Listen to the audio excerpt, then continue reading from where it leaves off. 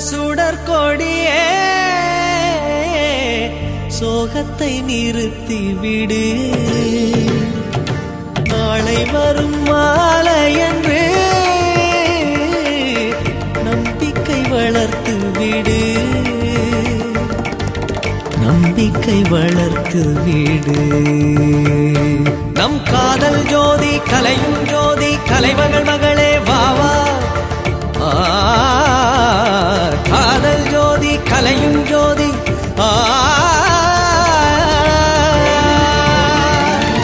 ஜோதி எப்படி ஜோதியை எரிக்கும்